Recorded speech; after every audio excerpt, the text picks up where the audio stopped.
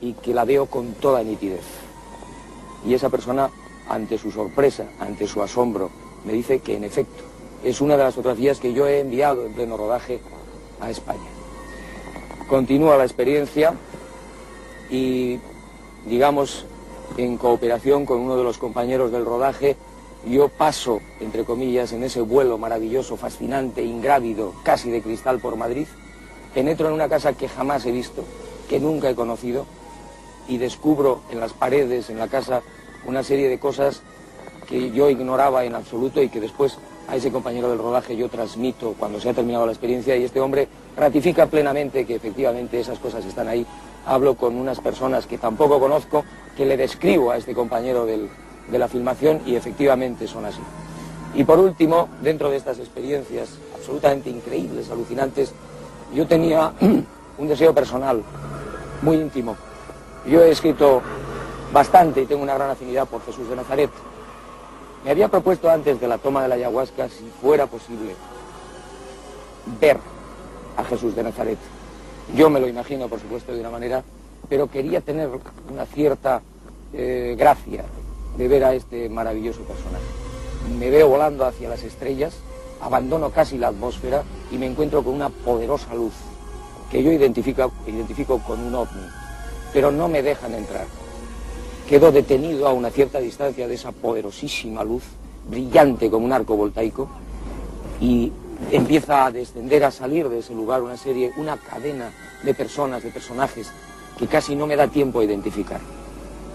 Pues bien, la experiencia prácticamente termina, me sacan de esa experiencia mis compañeros de rodaje, cuando esa figura de Jesús de Nazaret que yo ansiaba ver, aparece ante mí, pero ante mi sorpresa tremenda, la figura que yo veo no es la que yo suponía, sino la de un cuadro pintado a carbón que yo tengo desde hace bastantes años en el despacho de mi casa y que llegó un buen día de forma anónima, sin remitente, y que es una de las imágenes de Jesús más maravillosas y únicas que yo he visto jamás. Puedo decir, por supuesto, y en conclusión, que el viaje, entre comillas, de la ayahuasca fue perfecto, maravilloso, concreto, digamos que con pruebas fidedignas y objetivas. A pesar de eso, yo creo que hay otros procedimientos, y estoy hablando a título personal, creo que hay otros sistemas, otros procedimientos más limpios, más naturales, para realizar este tipo de experiencias de apertura de conciencia y de viaje por los universos. El experimento realizado por Juanjo permitió demostrar que la proyección astral, como se denomina en términos paranormales, es posible y se había producido en este caso.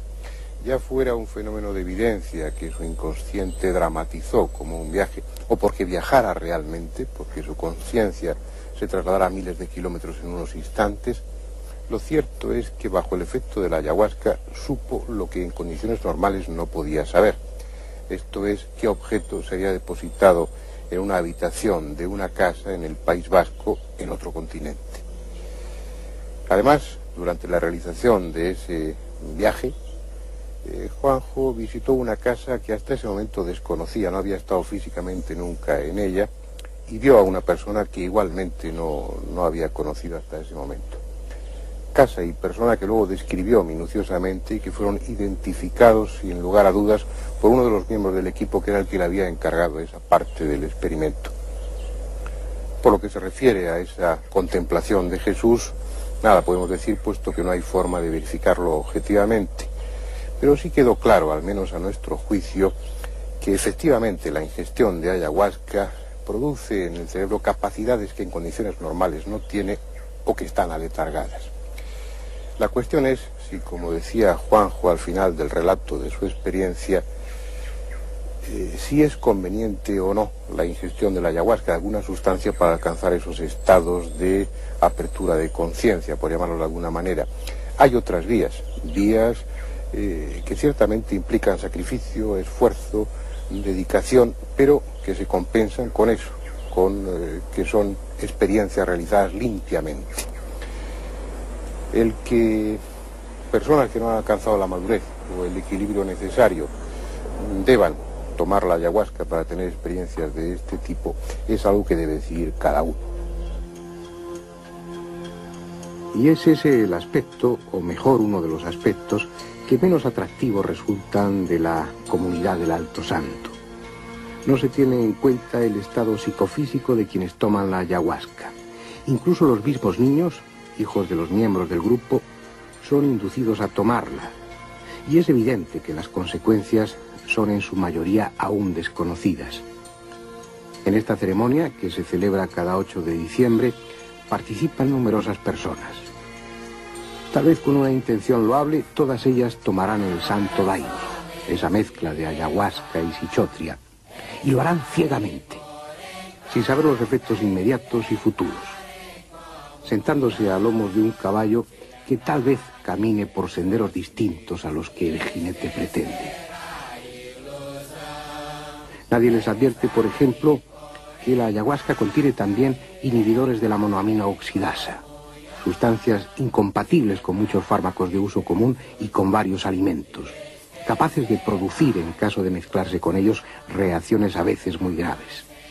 Y los miembros de esa comunidad no nos advirtieron de ello porque lo ignoran, como ignoran las consecuencias que a largo plazo acarrea el uso continuado de la ayahuasca. Uniformados, cantando en coro canciones menos ingenuas de lo que parecen y asumiendo el liderazgo de personas que tal vez no respondan a intereses totalmente altruistas y, sobre todo, ingiriendo la ayahuasca de forma condicionada por los fines presuntamente elevados de la comunidad, las gentes de Alto Santo no resultan envidiables para quienes somos simples observadores. Hay otras formas de defender la naturaleza y otros medios para propiciar una apertura de conciencia.